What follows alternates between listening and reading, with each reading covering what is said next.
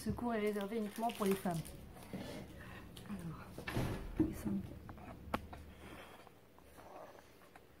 Alors le titre du cours, c'est quel est le plus beau métier au monde? Quel est le plus beau métier au monde? Je me disais, avant de rentrer, je me disais pourquoi moi j'ai été choisie pour parler de ce sujet, pourquoi Hachem il me donne cette chance de pouvoir parler de ce sujet qui me tient énormément à cœur, et j'ai tellement de choses à dire sur ce sujet, mais pourquoi moi? Et en fait j'ai passé, je pense que Hachem il m'a fait un cadeau, c'est que j'ai passé une période de ma vie tellement dans l'ombre, tellement dans le brouillard, où je ne savais pas quel était le chemin, je ne savais pas quelle était la vérité, je sentais que j'avais quelque chose qui n'allait pas dans mon mode d'emploi, dans ma façon de fonctionner. Et donc je me suis posé beaucoup de questions. Avec toi, le produit. Merci beaucoup. Et je me disais, est-ce que c'est ça la vérité? Est-ce que c'est ça le chemin? En tout cas, c'est ce qu'on m'avait toujours encouragé à faire. Donc je réalisais en fait ce qu'on m'avait encouragé à faire, qui était une carrière en fait, qui était d'étudier, d'avoir un diplôme, d'obtenir un diplôme et de travailler. Donc je réalisais en fait tout ce qu'on m'avait encouragé à faire. Donc logiquement, j'étais sur le bon chemin. Mais quelque chose à l'intérieur de moi me disait, c'est pas ça. Il y a quelque chose qui va pas. Plus j'avais des enfants, et plus je devais m'occuper d'eux, et plus j'apprenais, parce que j'avais décidé d'étudier l'éducation aussi, parce que je me suis dit, je ne veux pas juste avoir des enfants, je veux aussi savoir les éduquer. Donc plus j'écoutais des cours sur l'éducation, en fait, et plus je me disais, c'est très dur à mettre en pratique avec une carrière à côté. C'est très dur. J'avais vraiment du mal à faire la part des choses. J'avais du mal à me... Alors on me disait, mais mets-toi des horaires, ça veut dire de telle heure à telle heure, c'est le travail. Et quand les enfants y rentrent, c'est que les enfants. Et moi, personnellement, j'ai pas réussi à faire ça. Moi, on m'a dit, parce que toi, tu es quelqu'un d'entière, quand tu fais quelque chose, tu le fais à fond. Donc si, par exemple, moi, mon métier, c'était l'architecture, tu fais l'architecture, tu es à fond dans l'architecture, tu penses à ça du matin au soir, tu es chez toi, tu penses à ça, tu es entière. Il faut que tu arrives à compartimenter. J'ai pas réussi à faire ça. J'ai pas réussi à compartimenter. C'était où je pensais au plan que je devais rendre à mon client. Là, juste avant d'arriver, comme un signe, quoi, c'est fou. J'étais assise au restaurant et j'étais avec mon père et je me lève et en dessous de moi il y avait une feuille.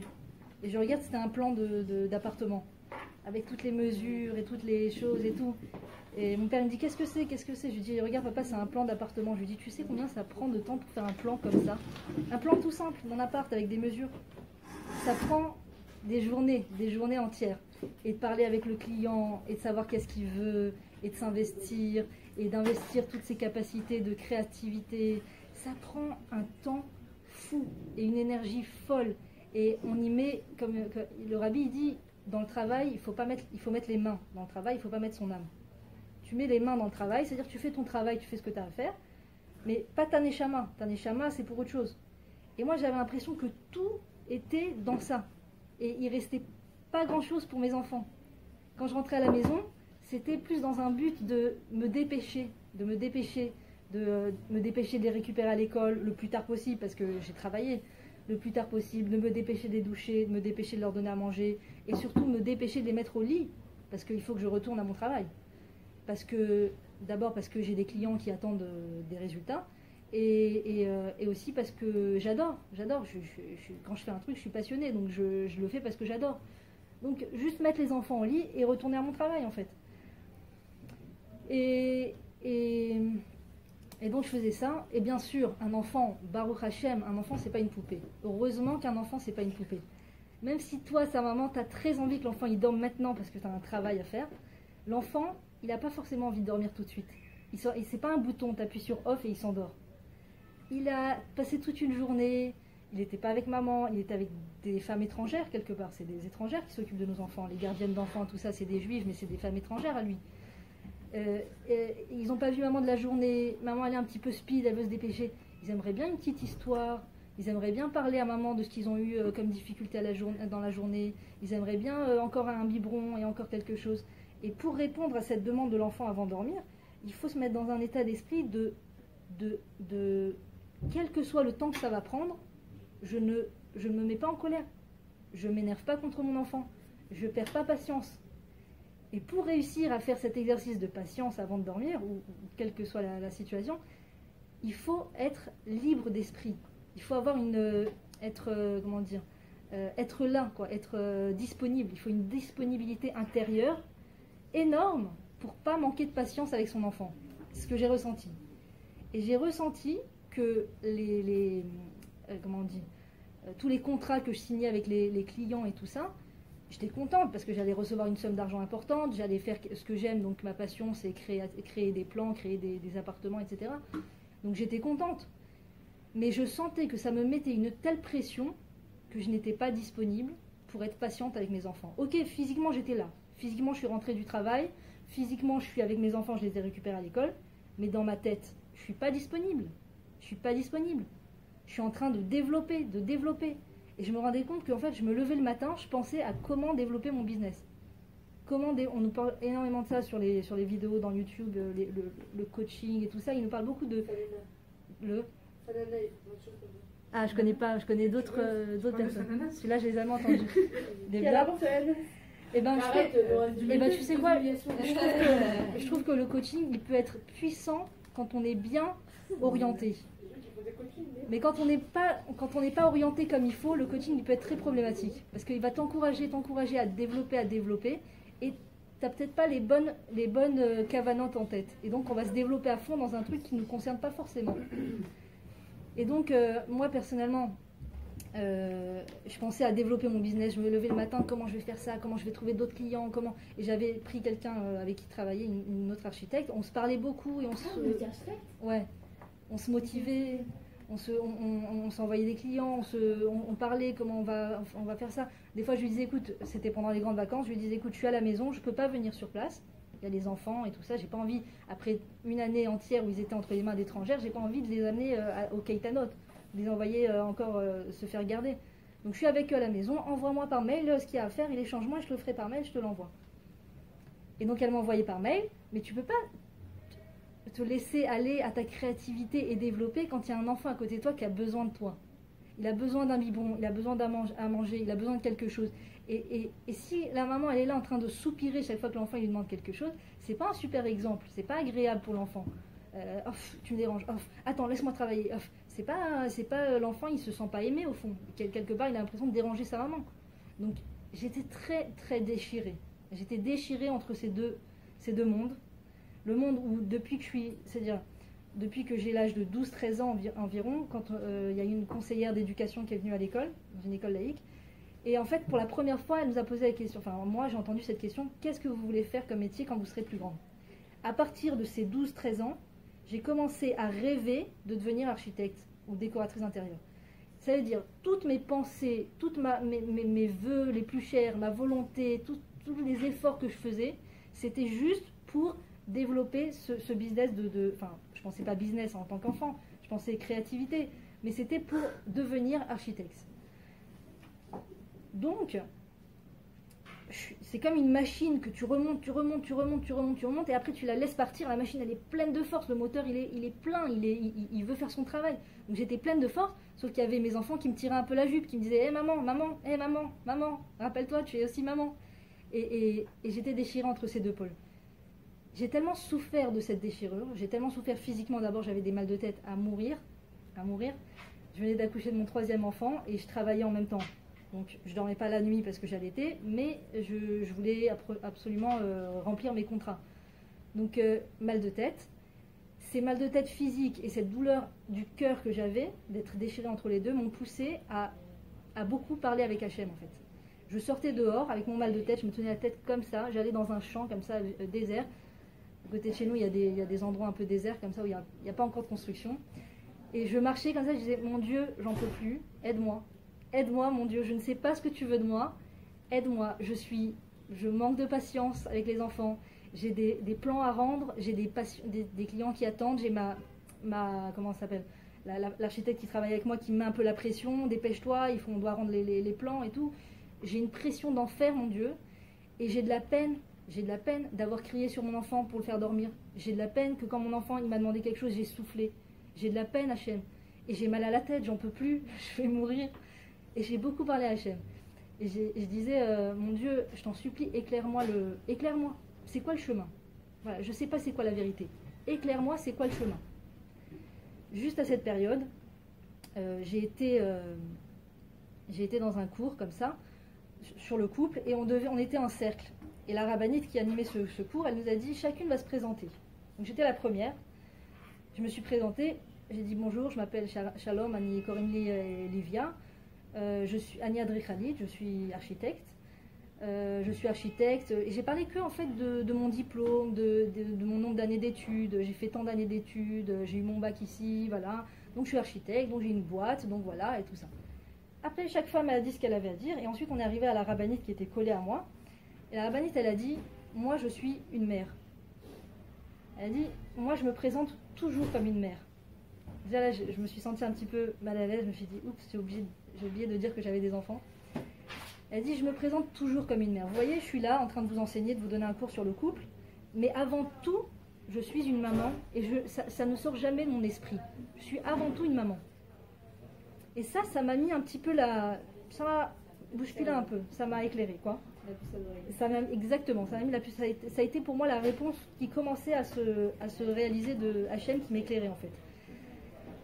Ensuite, elle a raconté, elle a dit, moi je ne suis pas sortie de chez moi. C'est une femme qui apporte énormément de bracha au monde, qui a des conseils extraordinaires pour ce qui concerne le couple et tout ça, et heureusement qu'elle enseigne. Mais elle explique que pendant environ 18 ans, elle n'est pas sortie de chez elle. et je t'assure, elle l'a dit avec un grand sourire. Elle était très épanouie de le dire. Elle a dit, pendant 18 ans, je ne suis pas sortie de chez moi, sauf pour aller à la Macolette, pour acheter les courses. Pendant 18 ans, j'ai été chez moi, j'ai fait grandir mes enfants. Quoi ? Quoi ? Avec ses enfants. J'ai amené mes enfants au monde. Ah, c'est clair. Non, faut être honnête, c'est très bien, mais il faut sortir, c'est pas très bien. Il faut sortir. Elle a quand même du temps pour elle-même. Alors, je pense que c'est une femme, à mon avis, qui est très très spéciale au niveau de sa grandeur d'âme. C'est-à-dire que même si elle a du temps pour elle, elle veut le consacrer aux autres. Elle donne tout en fait. Mais justement, c'est la fois, c'est-à-dire on se limite à donner que à nos enfants. C'est très bien, tu peux le contraire. Oui. Au bout d'un moment, si la personne d'accord, elle est assez forte pour ne pas tomber en dépression, il y a quand même un. C'est très important d'être épanouie. C'est super important. C'est super important que la femme, elle soit heureuse et elle soit joyeuse. Joyeuse parce qu'elle est le pilier de la maison. Et quand les enfants ils ont une maman qui n'est pas joyeuse, ils le ressentent. Et c'est un poids sur leurs épaules.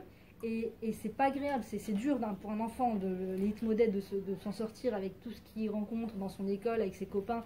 L'enfant il est mis face à des choses qui sont pas simples. Et si en plus quand il rentre à la maison il a une maman qui est triste, c'est dur. Donc la maman, le Rav Yigal Cohen, il dit la maman il faut qu'elle fasse tout ce qu'elle doit faire pour être joyeuse. Si c'est aller s'acheter un vêtement qu'elle aime, si c'est aller sortir prendre l'air, si c'est aller... C'est clair. Mais ne jamais oublier que le but c'est quoi ? Le but, c'est de revenir chez elle pour donner à ses enfants. C'est ça le but.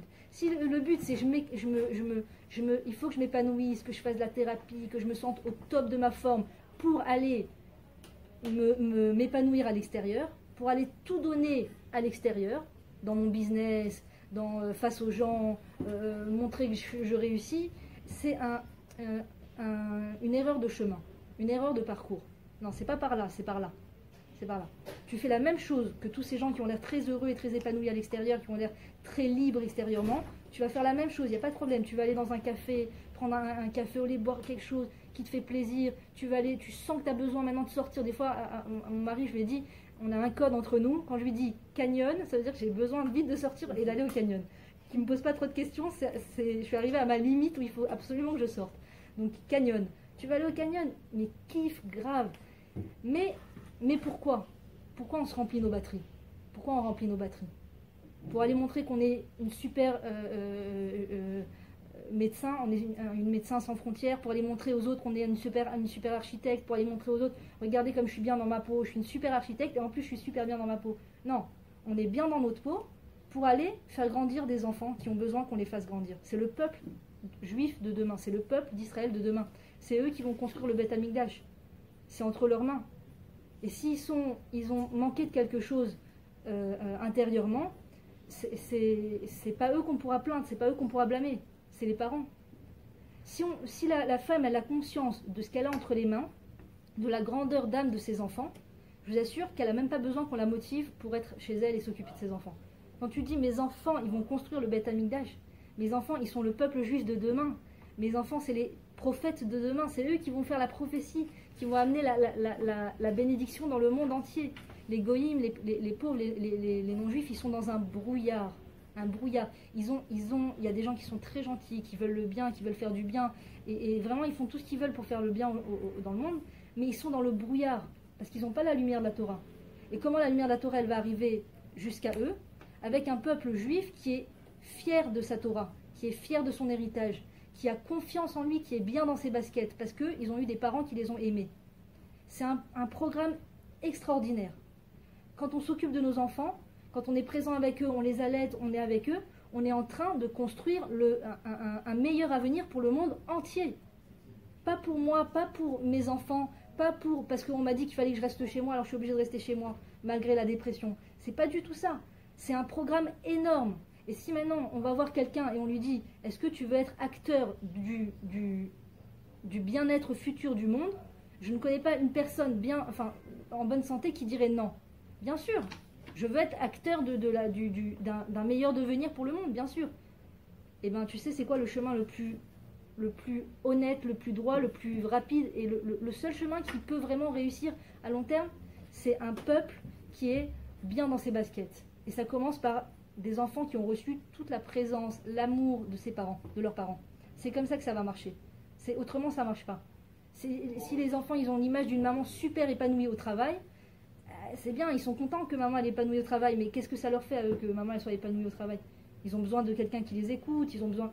Et je reconnais à 100% que quand on n'a pas les outils pour s'occuper de ses enfants, c'est très dur de rester chez soi. C'est très dur de rester chez soi parce qu'on a l'impression, une fois quelqu'un m'a dit, si moi je ne sors pas pour me développer à l'extérieur, elle m'a dit j'ai l'impression d'être punie. J'ai l'impression que c'est une punition. On me dit reste chez toi, t'es puni. Moi personnellement, et je pense que c'est dû au nombre de cours sur l'éducation que j'ai pu entendre, moi quand je reste chez moi, j'ai l'impression de réaliser la fonction, comme on disait tout à l'heure, la fonction la plus essentielle et cruciale au monde.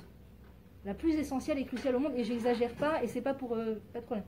C'est pas pour donner une image de mère parfaite. Vraiment, à l'intérieur de moi, je suis convaincue que quand je suis chez moi, et que j'ai réussi à me dépasser dans mon niveau personnel de patience avec mes enfants, j'ai réalisé la chose la plus importante au monde entier. J'aurais pu rendre les plans les plus parfaits, j'aurais pu créer une maison d'architecte, un truc de fou, un penthouse avec le jacuzzi, avec tout ce que tu veux, et le client il est super content, il me dit merci, t'as réalisé le rêve de ma vie. J'aurais pas, si on m'avait demandé maintenant est-ce que tu as l'impression de remplir une fonction essentielle et cruciale dans le monde, j'aurais pas été aussi certaine de dire oui que quand je suis chez moi et que j'ai réussi à me dépasser dans ma patience avec mes enfants. Et je pense que ce qui me permet, Akadosh Baruch Hu m'a permis de parler de ce sujet moi et d'être représentante de cette façon et de cette hashkafa de voir les choses, parce que Béhémet, j'étais moi-même dans un grand brouillard et que j'ai dû vraiment demander à Hachem qui m'éclaire. Pour revenir à cette rabbinée, donc elle a dit pendant 18 ans je ne suis pas sortie de chez moi, j'ai amené des enfants au monde, j'étais là pour eux, je les ai éduqués, je leur ai donné une oreille attentive, et elle a dit c'est pas fini jusqu'à aujourd'hui, ils ont énormément besoin de moi et je suis une grand-mère épanouie et je donne tout ce que je peux à mes petits-enfants. Et des fois je suis dans ma cuisine et on m'appelle, on me dit viens donner un cours de Torah sur le couple devant des personnes. J'enlève mon tablier, je pose mon tablier et je vais donner le cours de Torah. C'est pas qu'elle est dans un état d'esprit de développer son business en tant que femme qui donne, qui se représente devant des milliers et des milliers de gens pour leur donner, pour parler, tout ça. C'est pas un business. Excusez-moi, mais il faut avoir les moyens de faire ça. Financier? Oui. Ah. C'est facile, écrire, moi aussi je peux être chez moi attendre qu'on m'appelle. Ouais. Mais faut manger à la fin du mois. C'est sûr que les enfants ils ont besoin qu'on soit là pour eux, mais ils sont quand même contents de pouvoir s'habiller, de pouvoir sortir un peu, de pouvoir manger, etc. On ne peut pas, vous voyez ce que je veux dire? C'est difficile, c'est ça le problème, c'est qu'aujourd'hui les femmes elles ont besoin de travailler. Enfin, pour la plupart. Parce que c'est toujours de gagner sa vie, etc. que la vie coûte cher, etc. Alors, au niveau financier, moi personnellement, à ce moment-là de ma vie, j'étais la seule qui avait un salaire. Entre mon mari et moi, j'étais la seule qui avait un salaire. Donc c'était sur mes épaules. La parnassa, c'était vraiment sur mes épaules. Enfin, c'est ce que je ressentais en tout cas. Et j'avais posé la question au Rav Benishai, je lui ai demandé si je sens, j'ai un sentiment, ça a été, tu peux pas savoir, ça a été une traversée du désert. J'ai essayé d'avoir des indices par là et par-ci et par-là, de savoir quel était le chemin. Donc dès que j'avais un doute comme ça, je posais la question au Rav. Et je lui ai dit, voilà, j'ai le sentiment, je suis déchirée entre ma carrière et ça, j'ai le sentiment qu'il faut que je reste un peu plus avec mes enfants qu'à développer ma carrière. mais j'ai peur au niveau de la parnassa, etc. Peut-être que je suis pas responsable de quitter mon job. Et il m'a dit, tant qu'il y a du lait et du pain, vous avez le droit de vous consacrer à vos enfants et vous aurez tout le temps par la suite de développer une carrière. Elle se réveille. Ouais. Merci.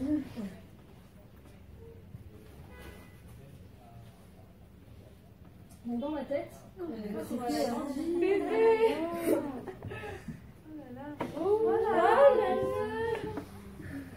C'est la tête. C'est vrai? C'est la même tête. Ah, toda. Dans ma tête, c'est-à-dire, on est très méboulbalim en fait. La société, elle nous entraîne beaucoup à beaucoup consommer, à avoir un niveau de vie très très élevé. Tu sais, il y a Si on a besoin de ça pour, la mode pour enfants, si on a besoin de ça. Alors, je comprends. On a grandi comme ça, vous voyez. Moi aussi, la première. Je comprends tout à fait la question. En fait, quand tu commences à avoir des enfants, l'expérience d'accoucher, en fait, ça fait un attachement tellement fort à ton enfant, enfin à l'enfant, que tu as envie de te dépasser et de lui donner le meilleur. C'est-à-dire que tu t'en fous de ce qui est confortable, tu as envie de lui donner le meilleur. Si maintenant on dit, si tu dis, voilà, c'est quoi le meilleur pour mon enfant? C'est ça ou ça? Le meilleur pour ton enfant, c'est ça. C'est pas très confortable à réaliser, mais c'est ça. Qu'est-ce que la maman a choisi, logiquement? Une maman en bonne santé morale, qui est logiquement, naturellement, elle va faire ce qui est mieux pour son enfant, même si c'est pas confortable. C'est tellement confortable d'aller dans des mariages, dans des soirées et tout ça, et de raconter aux gens qu'on est architecte. C'est tellement agréable, les gens ils ont tellement des étoiles dans les yeux. C'est tellement agréable d'arriver avec des enfants habillés à la dernière mode. Agréable, c'est pas si agréable que ça, je le trouve aujourd'hui, avec du recul. Mais c'est sympathique, t'arrives dans un mariage, dans un truc, tes enfants ils sont au top de la mode, ils sont habillés avec les dernières baskets, les dernières choses, on est beau, on paraît bien et tout ça. Ok, mais ça s'arrête là. Une fois rentré à la maison, va savoir comment le père il crie sur son enfant parce que l'enfant il a taché sa chemise avant de partir. Va savoir comment la mère elle a fait une crise peut-être parce que l'enfant il n'a pas réussi à assembler ses habits. Après on rentre dans une folie de l'apparence. Oui, de façon extérieure, on a un super diplôme, on a des super vêtements, on brille de mille feux à l'extérieur. Mais à la maison, si ça se trouve, c'est une catastrophe. Donc c'est pas honnête, c'est une mascarade en fait. On présente bien, on donne le sentiment qu'on gagne bien nos salaires, et en fait, quelque part, on maltraite un petit peu ses enfants parce que le principal c'est de bien paraître. Donc si on n'a pas réussi à s'habiller comme on devait pour répondre aux normes, c'est une crise. Si on n'a pas réussi. Ce que je veux dire, c'est que j'ai eu une phrase hier extraordinaire qui dit seul on avance plus vite et ensemble on avance plus loin. On va plus loin. Et je trouve que c'est vraiment la paracha de Yaakov quand il rencontre son frère Esav après avoir tant eu peur de le rencontrer. Esav il est seul. Il fait la belle vie. Il n'a pas d'enfant. Il dit à Yaakov, tu veux qu'on fasse le chemin ensemble? Yaakov il lui dit non, j'ai des personnes âgées et j'ai des enfants avec moi et ils marchent plus lentement que toi. Et donc ça va nous prendre plus de temps d'arriver là où on doit arriver. Donc vas-y toi avec les tiens et moi je vais avec les miens, à mon rythme. Et c'est vrai que quand on met les enfants chez la gardienne, on a plus de mobilité. On peut aller plus vite, se rendre plus vite dans un endroit. On peut aller travailler plus facilement. On peut aller, on est plus tranquille du mouvement. Mais en réalité, on utilise ces énergies pas forcément à bon escient.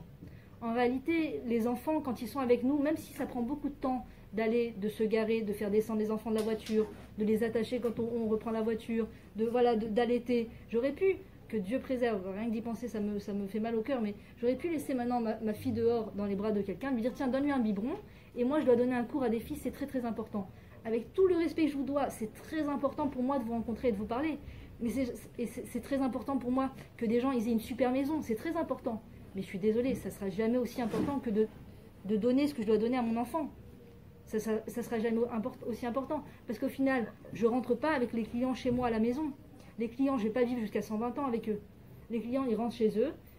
Vous allez rentrer dans vos chambres. Moi, je vais rentrer chez moi. Et avec qui je me retrouve? Avec mes enfants. Et mes enfants, ils seront épanouis à la mesure de ce que je leur ai donné.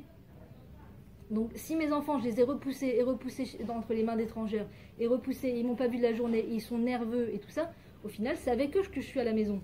Donc leur bien-être, ça dépend de ce que moi je leur ai donné. Et pour répondre à la question financière, en fait, il a fallu que je fasse un grand lâcher-prise. Il a fallu que je me dise que la Parnassa, elle est vraiment décidée à Rosh Hashanah. Et que si on fait la volonté d'Hachem, il n'y a pas de raison que la Parnassa, elle n'arrive pas. Il n'y a pas de raison que les revenus ne reviennent pas. Hachem, il décide de la Parnassa à Rosh Hashanah. Alors oui, on doit faire la Ishtadlout. Mais la Ishtadlout, on ne nous a jamais dit que ça voulait dire que la femme, elle doit laisser ses enfants entre les mains d'étrangères pour courir aller travailler. C'est pas ça la Ishtadlout.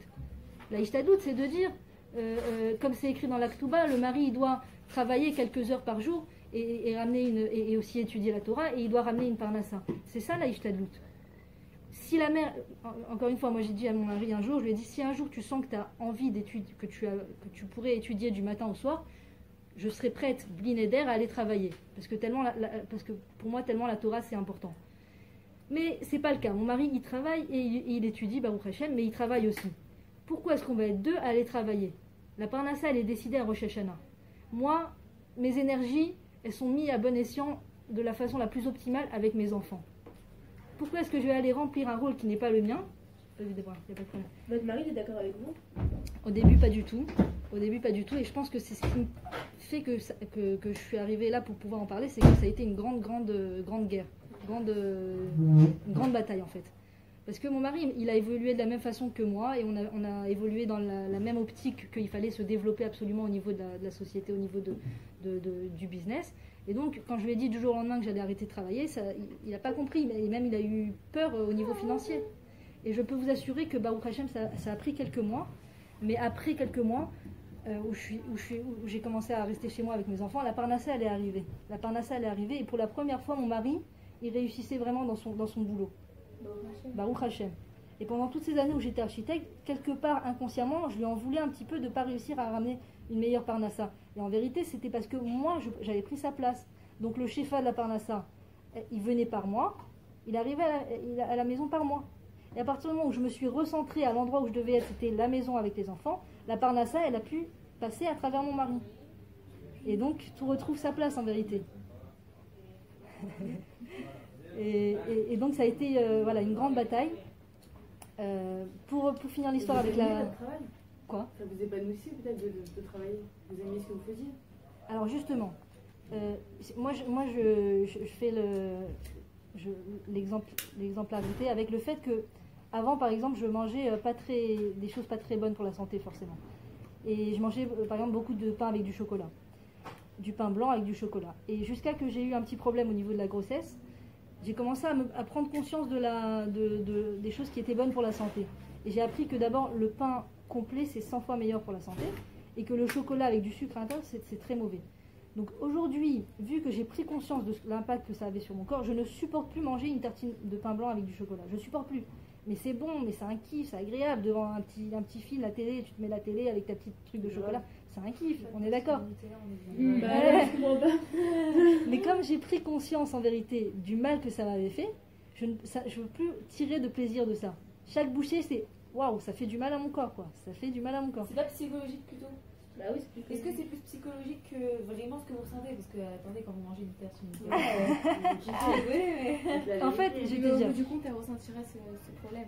Voilà, c'est ça. J'éprouve plus de plaisir aujourd'hui à manger du pain complet avec du chocolat sans sucre, on va dire, que parce que je sais que non seulement c'est pas si mauvais que ça d'abord, et en fait c'est bon pour mon corps. Donc je sais que je fais en fait, j'éprouve plus de plaisir aujourd'hui à faire des choses qui sont juste agréables, mais qui sont mauvaises à long terme.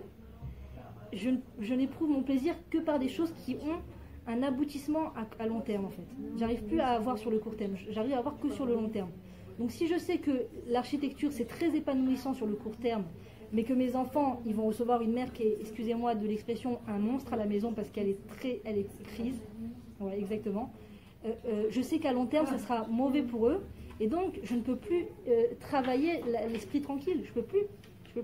Mais c'est épanouissant, mais quand tu arrives chez toi, tu es pleine, tu as l'impression de t'être réalisé. Ouais, mais ça me coûte trop cher, ça coûte trop cher à long terme.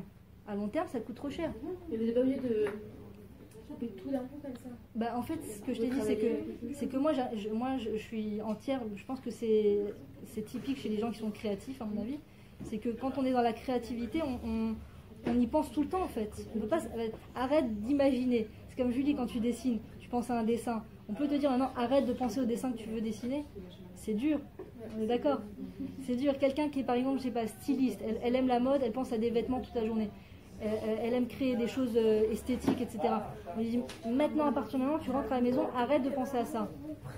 C'est dur de se donner corps et âme à des enfants quand quelque part tu es en train de réaliser autre chose. C'est dur d'avoir, comme on dit, on a deux mains. Quand on a quelque chose dans les deux mains, on ne peut pas prendre une troisième chose. Donc si on s'occupe d'un... Voilà, je m'occupe d'un bébé maintenant. Et maintenant on me dit, va rencontrer le client. Je peux pas. Je sais pas, là je suis dans mon rôle de maman, je suis en train de donner à mes enfants, je me vois pas. Et en plus, il faut savoir que quand on exerce un métier, en général, ça demande tout un langage corporel. Face au client, face au patron, ça demande un langage corporel. Et je trouve que ce langage corporel, c'est l'antithèse de la maman. L'antithèse de la maman. Et après, quand on rentre chez soi, je trouve qu'avec les enfants, on est un petit peu dur comme ça, un petit peu... c'est dur, c'est comme si on te demande maintenant, joue un rôle, et tu arrives à la maison, tu changes de rôle. Moi, j'ai pas réussi à faire cette chose-là. Et surtout, un jour, je me suis souvenue, en fait, j'ai essayé de rechercher dans ma mémoire, avant cette fameuse femme qui vient dans la classe nous demander qu'est-ce qu'on voulait faire plus tard, quand on serait grand, j'ai essayé de rechercher dans ma mémoire qu'est-ce que j'avais envie de faire, avant qu'elle me pose cette question. Je suis pas née en voulant être architecte. Je suis pas née et je me suis dit je serai architecte. Qu'est-ce que je voulais faire avant que cette femme me pose la question? Et en fait, je me suis souvenue de ces moments d'intense joie où je recevais pour Hanouka un bébé, un poupon et une poussette et un petit biberon. Et vraiment, j'aimerais vous demander, les filles, si vous avez déjà reçu une poupée dans votre vie, à Hanouka ou un anniversaire. Est-ce que jamais? Moi, ouais. Une poupée, je me me rappelle rappelle pas. pas. Ouais. J'étais sûre qu'il y allait y avoir quelqu'un qui allait dire j'ai jamais reçu de poupée. Sinon, on a déjà reçu. Ouais. Essayez de vous remémorer ce moment Je me rappelle pas. où vous Moi, avez j'ai reçu déjà cette reçu, poupée. J'ai déjà une poupée dans les bras et voilà, comme vous, c'était genre. Je jouais à la maman, quoi. Ah, exactement. Quand j'étais Ah, petite. ah. J'ai adoré, j'avais la petite et tout. Voilà. Cette joie-là. Cette joie. J'ai jamais joué au Barbie, hein. Mais à la maman, j'ai Moi, joué. J'étais pas très Je joue Barbie au non papa. plus. Je vous jure, C'est vrai? quand on jouait à la papa et la maman, c'était toujours moi le papa. C'est vrai? Non, j'arrive tous les coups et tout, alors qu'il y avait des hommes, eux ils faisaient les petits garçons.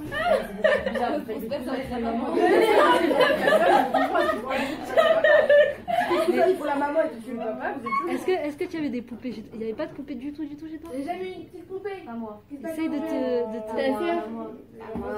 Elle avait des petits. Parce que des fois, il y a... Moi, j'aimais pas ça. J'avais des livres, j'avais les jouets, les vrais jouets. Les livres. Mais à partir de quel âge? À partir de quel âge? Parce que des fois, on a eu ce moment d'intense